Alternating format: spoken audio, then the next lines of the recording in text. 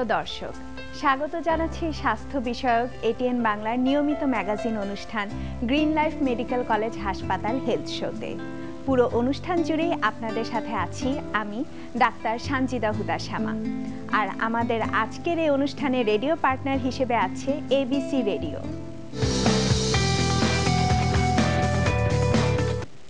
প্রিয় দর্শক, ইনসুলিন এবং ইনহেলার দুটি বহুল প্রচলিত শব্দ। আমাদের মধ্যে অনেকেই এই ওষুধ দুটি ব্যবহার করে থাকি, কিন্তু কোন রোগে এগুলো ব্যবহার করা হয় এবং এগুলো ব্যবহারের সঠিক পদ্ধতি আমরা অনেকেই জানি না। চলুন দর্শক, এবারে আমরা এগুলো ব্যবহারের সঠিক পদ্ধতি জানব। আমরা জানব স্যার সলিমুল্লাহ মেডিকেল কলেজের মেডিসিন বিভাগের সহকারী অধ্যাপক ডাক্তার আ.ফ.ম. হেলাল উদ্দিন স্যারের কাছ থেকে। আসসালামু আলাইকুম স্যার। ওয়ালাইকুম আসসালাম। আপনাকে অনেক অনেক স্বাগতম আমাদের অনুষ্ঠানের আজকের পর্বে। আপনাকেও স্বাগতম। স্যার, আমরা জানতে চাচ্ছিলাম যে ইনসুলিন এবং ইনহেলারের সঠিক ব্যবহার বিধি যদি আমাদের বলতেন। আচ্ছা, ধন্যবাদ আপনাকে। যাদের ডায়াবেটিস রোগ আছে তাদের কারো কারো ইনসুলিন ব্যবহার করতে হয়, কিন্তু বেশিরভাগ রোগী ইনসুলিনের সঠিক ব্যবহার বিধি সম্বন্ধে অবগত নন। তো তাদের জন্যই আজকে আমি ইনসুলিন কিভাবে সঠিকভাবে ব্যবহার করতে হয় এবং সেটা একটু দেখিয়ে দিতে যাচ্ছি, যাতে তারা ভবিষ্যতে সঠিক নিয়মে ইনসুলিন ব্যবহার করতে পারেন এবং সর্বোচ্চ সুবিধা পান এই যুগান্তকারী ঔষধের। আমার সামনে একটি ইনসুলিনের ভায়াল আছে এবং ইনসুলিন সিরিঞ্জ আছে। তো বেশিরভাগ রোগী আমাদের দেশে এই সিরিঞ্জ এবং ভায়ালের সাহায্যেই ইনসুলিন নিয়ে থাকেন। প্রথমত ইনসুলিন ব্যবহারের জন্য কতগুলো সতর্কতা অবলম্বন করতে হবে। আমরা যে ভায়ালে ইনসুলিনটা ব্যবহার করব, সেই ভায়ালের গায়ে একটা ইউনিট লেখা থাকে। হ্যাঁ, এটা হচ্ছে যে 100 ইউনিট পার ml। আমাদেরকে ব্যবহারের সময় খেয়াল করে দেখতে হবে যে ইনসুলিনের সিরিঞ্জের গায়ে সেই 100 ইউনিট লেখা আছে কিনা। দ্বিতীয়ত যেটা আমাদের করতে হবে যে ইনসুলিন ব্যবহার শুরুর আগে অবশ্যই আমাদেরকে হাত ধুয়ে নিতে হবে। হাত ধুয়ে নেওয়ার পরেই আমরা ইনসুলিন ব্যবহার করব। 3 নম্বর যে সতর্কতা, সেটি হচ্ছে যে ইনসুলিন ব্যবহারের পূর্বে আমরা একটা অ্যালকোহল প্যাড বা যে কোনো একটা হেক্সিসল জাতীয় সলিউশন দিয়ে ইনসুলিনের যে মুখটা আছে সেটাকে আগে পরিষ্কার করে নিব। আমি দেখিয়ে দিচ্ছি। অ্যালকোহল প্যাড দিয়ে আমরা মুখটাকে পরিষ্কার করে নিব। 3 নম্বর যে জিনিসটা আমাদের খেয়াল করতে হবে সেটা হচ্ছে যে আমরা যতটুকু ইনসুলিন নিব ততটুকু পরিমাণ আগে আমাকে টেনে বাতাস ভরে নিতে হবে সিরিঞ্জে। যদি আমরা 10 ইউনিট ইনসুলিন ব্যবহার করি তাহলে আমাদেরকে অবশ্যই 10 ইউনিট পর্যন্ত বাতাস টেনে নিতে হবে। এর পরবর্তীতে আমরা মুখটি খুলব এবং এইভাবে ইনসুলিনের সিরিঞ্জটি ইনসুলিনের বোতলে প্রবেশ করাবো এবং বাতাসটুকু পুরোটুকুই আমরা ঢেলে দিব, ভিতরে প্রবেশ করিয়ে দিব। এর পরবর্তীতে আমরা বোতলটাকে উল্টা করে আমরা 10 ইউনিট পর্যন্ত ইনসুলিন নিব। তারপর আমি আবার উল্টো করে বোতলটাকে রেখে দিলাম। এভাবে যদি আমরা ইনসুলিন নেই তাহলে ইনসুলিন নষ্ট হওয়ার সুযোগ নেই। এর পরবর্তীতে আমাদের যে জিনিসটি খেয়াল করতে হবে যে সিরিঞ্জের ভিতর কোনো বাতাস আছে কিনা। যদি বাতাস থেকে থাকে আমরা সেটাকে টোকা দিয়ে উপরের দিকে নিয়ে নিব এবং সেটাকে বের করে দিব। দুইভাবে বের করে দিতে পারি। আমরা পুরো ইনসুলিনটাই আবার বোতলে প্রবেশ করিয়ে বাতাসটা বের করে দিতে পারি, অথবা আমরা একটু আস্তে করে চেপে বাতাসটাকে বের করে দিতে পারবো। বাতাসটা যদি থাকে মনে রাখবেন এতে ক্ষতি হবে না, তবে যেটা হতে পারে যে প্রয়োজনের তুলনায় কম ইনসুলিন শরীরে প্রবেশ করবে। এর পরবর্তীতে আমরা যেটা করব, যেই জায়গায় আমরা ইনসুলিন দিব সেই জায়গাটাকে আমরা এরকম অ্যালকোহল প্যাড বা যে কোনো সলিউশন দিয়ে আমরা ওটা মুছে নিব। হ্যাঁ, আমরা সাধারণত ইনসুলিন নাভির চারপাশে, 2 বাহুতে এবং রানের 2 পাশে আমরা ইনসুলিন দিতে পারি। সেক্ষেত্রে খেয়াল রাখতে হবে যে একই জায়গায় আমরা বারবার ইনসুলিন দিব না। কেউ একই ইনসুলিন একই জায়গায় পরপর ব্যবহার করেন, সেটা অ্যাভয়েড করতে হবে। 2 নম্বর হচ্ছে যে কারো বিভিন্ন রকমের ইনসুলিন ব্যবহার করতে হয়। তারা যেন উভয় ইনসুলিন একই জায়গায় না দেন। হ্যাঁ, প্রয়োজনে 2 জায়গায় ভিন্ন রকমের ইনসুলিন ব্যবহার করবেন। এবং দেওয়ার সময় আমরা যে সতর্কতাটা অবলম্বন করব, যেসব ইনসুলিনের সিরিঞ্জের নিডেল ছোট সেগুলোকে আমরা চামড়ার সাথে 90 ডিগ্রি অ্যাঙ্গেল করে দিব। আর যেসব ইনসুলিন সিরিঞ্জগুলো লম্বা সেগুলোকে আমরা 45 ডিগ্রি অ্যাঙ্গেলে করে দিব, এভাবে অথবা এভাবে। এবং দেওয়ার সময় আমরা চামড়াটাকে একটু টেনে উঁচে ধরে নিব, যাতে এই ইনসুলিনটুকু ফ্যাট লেয়ারে গিয়ে পৌঁছে মাংসতে গিয়ে না পৌঁছে। এই সতর্কতা অবলম্বন করতে হবে। আর আমাদের খেয়াল করতে হবে আমরা যেই জায়গায় ইনসুলিন দিব সেই জায়গায় কোনো ঘা বা পুরানো ক্ষত আছে কিনা সেটা চেক করে নিতে হবে। ওইসব জায়গায় আমরা ইনসুলিন দিব না। এবং দেওয়ার পরে আমরা যেটা করব, ইনসুলিন দেওয়ার পরে অন্তত পক্ষে 10 সেকেন্ড আমরা ধরে রাখবো। তারপরে আমরা বের করে সেই জায়গা থেকে আবারও অ্যালকোহল যে প্যাড আছে সেটা দিয়ে মুছে পরিষ্কার করে নেব। এভাবে যদি আমরা ইনসুলিন ব্যবহার করি তাহলে ইনসুলিনের সর্বোচ্চ ব্যবহারটা নিশ্চিত হবে এবং সর্বোচ্চ কার্যকারিতাটা মেনটেন হবে। এবং পরবর্তীতে যেটা করতে হবে, ইনসুলিনকে সাধারণত একটা নির্দিষ্ট তাপমাত্রায় রাখতে হয়। আমরা যাতে ইনসুলিনটাকে সেই তাপমাত্রায় রাখি। বিশেষ করে আমাদের দেশে যেখানে যার বাসায় রেফ্রিজারেটর আছে তার রেফ্রিজারেটরে আমরা ইনসুলিনটাকে সংরক্ষণ করব, যাতে এর কার্যক্ষমতা নষ্ট না হয়ে যায়। ধন্যবাদ স্যার, আপনার কাছ থেকে আমরা অনেক গুরুত্বপূর্ণ তথ্য জানতে পারলাম। আমরা এতক্ষণ জানলাম ইনসুলিনের সঠিক ব্যবহার বিধি। এখন যেহেতু স্যার শীতকালে মানুষের শ্বাসকষ্টের পরিমাণটা বেড়ে যায়, শ্বাসকষ্টে আমরা যেটি ব্যবহার করে থাকি সাধারণত সেটি হচ্ছে ইনহেলার। এখন স্যার যদি ইনহেলারের সঠিক ব্যবহার বিধিটা দেখাতেন তাহলে দর্শকদের অনেক উপকার হতো। ধন্যবাদ। আসলে শীতকালে যারা শ্বাসকষ্টের রোগী তারা অনেক কষ্ট পেয়ে থাকেন। বিশেষ করে যারা ইনহেলার ব্যবহার করে থাকেন, দেখা যাচ্ছে যে সঠিক নিয়মে ইনহেলার ব্যবহার না করার কারণে অনেক কষ্ট পেয়ে থাকেন। তো আজকে আমি সঠিকভাবে কিভাবে ইনহেলার ব্যবহার করতে হয় সেটা আপনাদের দেখিয়ে দিচ্ছি। প্রথমত ইনহেলার ব্যবহারের আগে যেটা করে নিতে হবে যে অন্তত পক্ষে 5 সেকেন্ড ইনহেলারটি ঝাঁকিয়ে নিতে হবে। হ্যাঁ, উপর নিচে ঝাঁকিয়ে নেবেন। এর পরবর্তীতে আমি মুখটা খুললাম। রুগীকে যেটা করতে হবে, লম্বা একটা শ্বাস নিয়ে শ্বাসটা ফেলে দিতে হবে। আমি দেখাচ্ছি। তারপর এই জিনিসটি মুখে টাইট করে আটকে ধরে রাখতে হবে ইনহেলারের মুখটি, এবং পজিশন করে রাখতে হবে বুড়ো আঙ্গুলটি এখানে এবং বাকি আঙ্গুলগুলো এখানে। পরবর্তীতে রুগীকে যেটা করতে হবে, এটা মুখে বন্ধ করে ধরে রাখার পরে শ্বাস নেওয়া শুরু করতে হবে, এবং শ্বাস নেওয়া শুরুর পরেই আমরা এখানে চাপ দিব। মনে রাখতে হবে শ্বাস নেওয়া যখনই শুরু করব তখনই চাপ দিব, এবং এখান থেকে যে গ্যাসটা বের হবে সেটা আমরা টেনে ফুসফুসে নিব। ইনহেলার ব্যবহার করা হয় শুধুমাত্র ফুসফুসের জন্য। তো আমাদের মনে রাখতে হবে যে আমরা টেনে এটাকে ফুসফুসে নিয়ে যাব। নেওয়ার পরে আমরা কমপক্ষে 10 সেকেন্ড অথবা আমরা যতক্ষণ ধরে রাখতে পারি ততক্ষণ আমরা ধরে রাখব। আমি আবার দেখিয়ে দিচ্ছি একবার। আমি এটা ধরলাম সঠিকভাবে, মুখে নিলাম। প্রথমে একটা শ্বাস নিয়ে শ্বাসটা পুরো ফেলে দিব। শ্বাস নেওয়া শুরু করার সময় আমি চাপ দিব।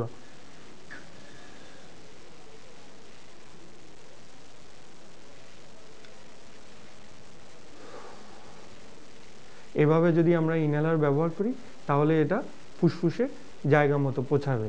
এবং মনে রাখতে হবে একবার ইনহেলার ব্যবহার করার পরে কমপক্ষে 1 মিনিট অপেক্ষা করতে হবে যদি আরেকটা পাফ নিতে হয়। যারা স্টেরয়েড ইনহেলার ব্যবহার করে থাকেন তারা ইনহেলার ব্যবহারের পরে অবশ্যই কুলি করবেন। কুলি করে পানি ফেলে দিবেন, খেয়ে ফেলবেন না। আবারও বলছি, কুলি করে পানি ফেলে দিবেন, খেয়ে ফেলবেন না। ধন্যবাদ। ধন্যবাদ স্যার, আপনার কাছ থেকে আমরা অনেক গুরুত্বপূর্ণ তথ্য জানতে পারলাম, এবং আপনি আপনার মূল্যবান সময় দিয়ে আমাদের অনুষ্ঠানে এসেছেন, সেজন্য আপনাকে অসংখ্য ধন্যবাদ। আপনাকেও অসংখ্য ধন্যবাদ। প্রিয় দর্শক, আমরা স্যারের কাছ থেকে ইনসুলিন এবং ইনহেলারের সঠিক ব্যবহার বিধি সম্পর্কে অনেক গুরুত্বপূর্ণ তথ্য জানতে পেরেছি। আশা করি এগুলো আপনাদের অনেক উপকারে লাগবে। ধন্যবাদ সবাইকে।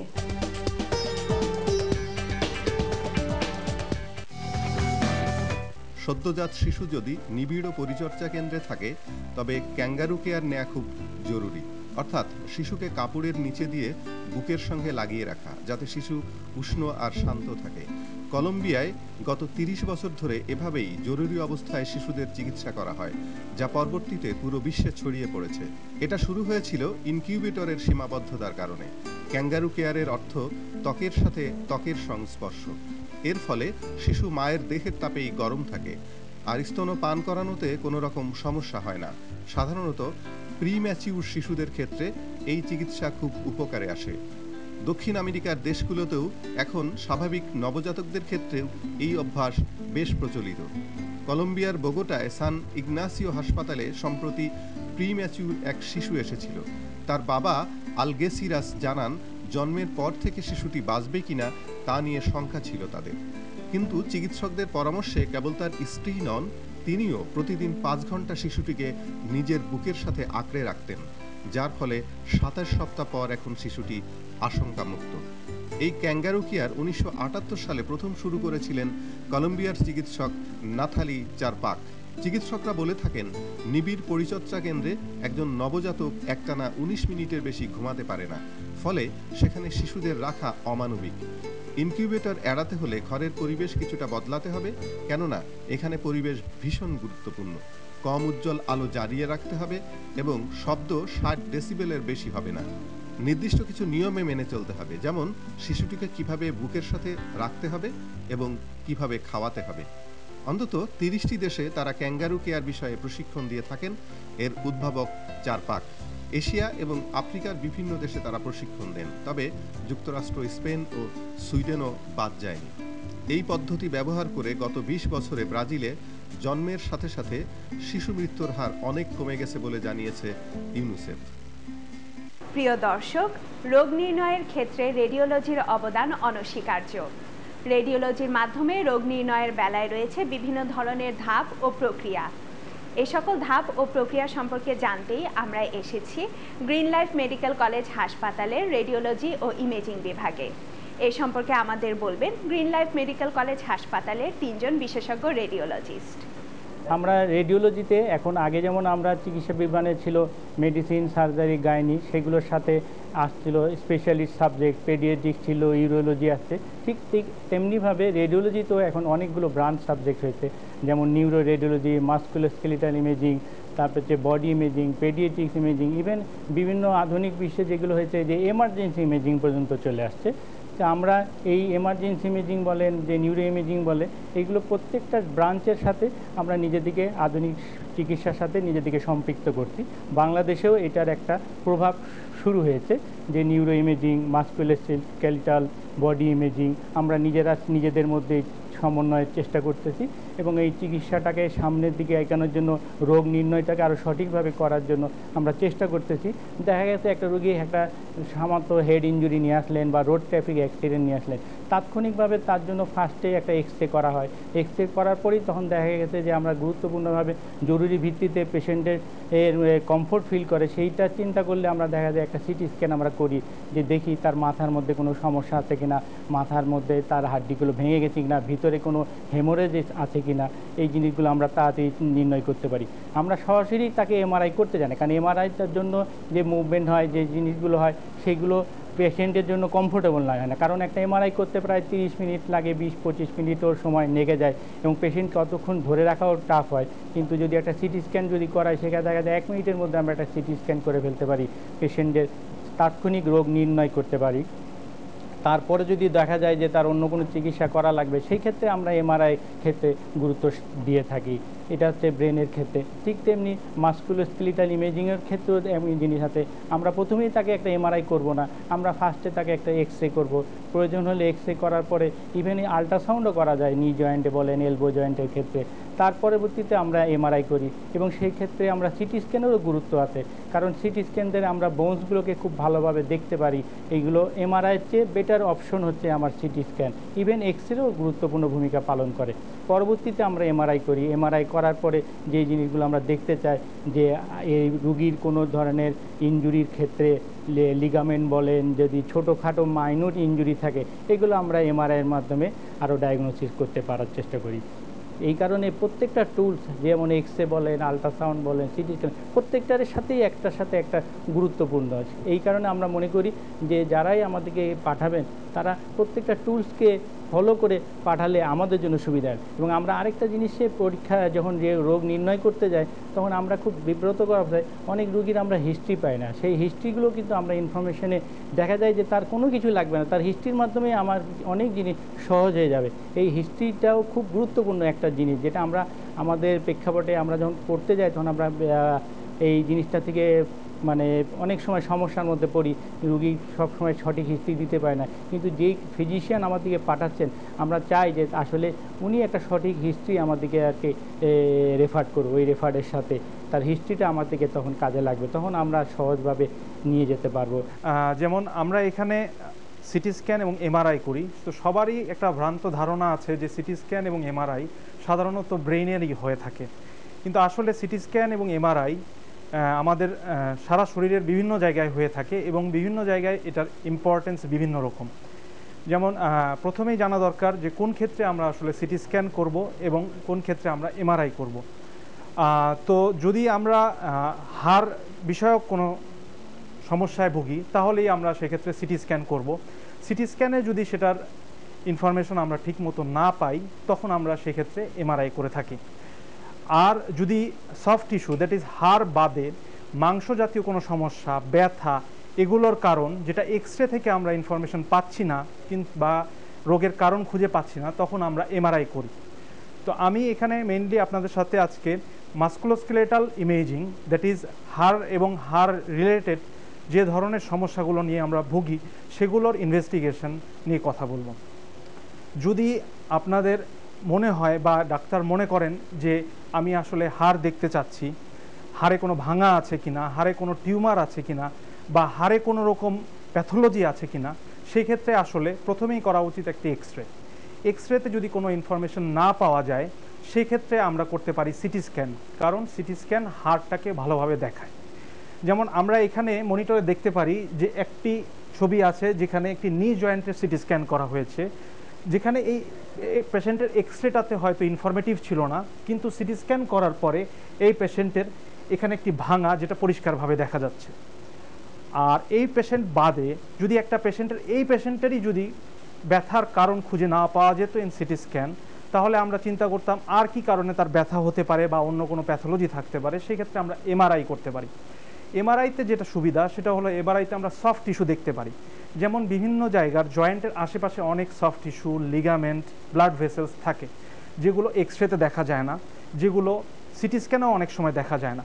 কিন্তু এমআরআই করলে এই পেশেন্টগুলোর এই লিগামেন্টে কোনো রকম প্যাথোলজি আছে কিনা বা তার কোনো রকম ইনজুরি আছে কিনা অথবা তার সফট টিস্যুতে কোনো ধরনের টিউমার জাতীয় কোনো রোগ আছে কিনা এগুলো ভালো দেখা যাবে। আরেকটা যেটা হলো কাজের প্রক্রিয়াটা কি, আমাদের এখানে আমরা যেটা চেষ্টা করি সেটা হলো কনসোল বেসড রিপোর্টিং। আরেক ধরনের প্রক্রিয়া হলো যেটা কনভেনশনাল ওয়েতে ছিল সেটা হলো ফিল্ম বেসড রিপোর্টিং। সেটা হলো আগে আপনারা যেটা দেখতেন যে আমরা একটা ফিল্ম নিয়ে ভিউ বক্সে লাগাতাম, তারপরে সেটাতে রিপোর্ট করতাম। কিন্তু এখানে আমরা যেটা চেষ্টা করি সেটা হলো এই কনসোলে বসে আমরা এই রিপোর্টটা ড্রাফট তৈরি করি, তারপর সেই রিপোর্টটাকে অ্যানালাইসিস করে আমাদের একটা গ্রুপ অফ রেডিওলজিস্ট টিম আছেন যারা এটা থেকে একটি জিস্ট বের করে এবং তারপরে ফাইনাল রিপোর্টটা বের হয়। স্ট্রোক ইমেজিংয়ের ক্ষেত্রে আগে সাধারণত সিটি স্ক্যান করা হতো, এখন এমআরআই করা হয়। এমআরআইয়ের মাধ্যমে আমরা সাধারণত কোনো স্ট্রোক হওয়ার 1 ঘন্টার ভিতর আমরা ডায়াগনোসিস করে ফেলতে পারি। এমআরআইয়ের ভেতর সাধারণত ডিফিউশন ওয়েটেড এমআরআই এখন খুবই গুরুত্বপূর্ণ, যেটা দিয়ে স্ট্রোক হওয়ার 30 থেকে 40 মিনিটের ভিতরেও আমরা ডায়াগনোসিস করে ফেলতে পারি। এছাড়া আছে সিটি এনজিওগ্রাম। সিটি এনজিওগ্রাম দিয়ে আমরা দেখতে পারি, সেরিব্রাল সিটি এনজিওগ্রামের মাধ্যমে আমরা দেখতে পারি যে স্ট্রোকের কারণটা কী। স্ট্রোক সাধারণত 2টা কারণে হয় কোনো রক্তনালী বন্ধ হয়ে গেলে কিংবা কোনো রক্তনালী ফেটে গিয়ে যদি মস্তিষ্কে রক্তক্ষরণ হয়। আমরা এখানে আমাদের কনসোলে আমরা দেখাবো যে আমরা মস্তিষ্কের রক্তনালীগুলো আমরা কিভাবে সিটি স্ক্যানের মাধ্যমে আমরা দেখতে পারি। এখানে আমরা দেখতে পাচ্ছি একজন ভদ্রলোক, উনি স্ট্রোক নিয়ে এসছেন, ওনার হচ্ছে সিটি স্ক্যান। আমরা এখানে কন্ট্রাস্ট দেওয়ার পরে রক্তনালীগুলো আমরা আলাদা আলাদাভাবে দেখতে পাচ্ছি। এখানে আমরা রক্তনালীগুলো ব্রেন থেকে আমরা আলাদা করে আমরা এখানে দেখতে পাচ্ছি। এখন আমরা 3D ইমেজের মাধ্যমে আমরা পুরো স্কালটা দেখতে পাচ্ছি। এখন স্কালের ভিতর রক্তনালীগুলো দেখার জন্য আমরা ভার্চুয়ালি আমরা স্কালের এই অংশটুক কেটে আমরা ভিতরের রক্তনালীগুলো স্পষ্ট করে আমরা দেখতে পারি। এখানে আমরা মস্তিষ্কের ভিতর যে রক্তনালীগুলো, যেগুলো মস্তিষ্কে রক্ত সরবরাহ করে, আমরা খুব স্পষ্টভাবে আমরা দেখতে পাচ্ছি। এবং আমরা এইখানে দেখতে পাচ্ছি একটা রক্ত জমাট বেঁধে আছে, এটা হচ্ছে আর্টারিও ভ্যানাস ম্যালফরমেশন, যেটা স্ট্রোকের একটা অন্যতম কারণ। সাধারণত ইয়াং বয়সে স্ট্রোকের এটা একটা অন্যতম কারণ। আমরা সেরিব্রাল এনজিওগ্রামের মাধ্যমে এটা সহজেই আমরা দেখতে পারি। এছাড়াও ব্রেইনের কোনো রকম ফ্র্যাকচার, কোনো রকম ট্রমা, আমরা সবগুলো 3D স্ক্যানের মাধ্যমে, সেরিব্রাল 3D সিটি স্ক্যানের মাধ্যমে আমরা আরও ক্লিয়ারলি আমরা আইডেন্টিফাই করতে পারি। সিটি স্ক্যান এবং এমআরআই শুধুমাত্র ডায়াগনোসিস করার জন্য ব্যবহার হতো। এখন আমরা নতুন প্রযুক্তির মাধ্যমে আমরা দেখতে পারি কি কারণে স্ট্রোকটা হয়েছে, কোন জায়গায় রক্তনালীটা বন্ধ হওয়ার কারণে হয়েছে, বা কোন জায়গায় রক্তনালী ফেটে গেছে, বা রক্তনালীর কোনো জন্মগত ত্রুটি আছে কিনা সেটাও আমরা দেখতে পারি। এ কারণে সাধারণত স্ট্রোক প্রোটোকল হিসাবে আমরা এনজিওগ্রাম ব্যবহার করি। এটা সিটি এনজিওগ্রামও করতে পারি, আবার এমআর এনজিওগ্রামও করতে পারি। সাধারণত সিটি এনজিওগ্রাম করলে আমাদের কন্ট্রাস্ট নামক একটা ইনজেকশন আমরা রক্তনালীতে পুশ করতে হয়, কিন্তু এমআর এনজিওগ্রাম করতে হলে কোনো রকম কন্ট্রাস্ট ছাড়াই আমরা মস্তিষ্কের রক্তনালীগুলো আমরা আউটলাইন করতে পারি। নতুন প্রযুক্তির ব্যবহার আমরা এখানে ব্যবহার করছি।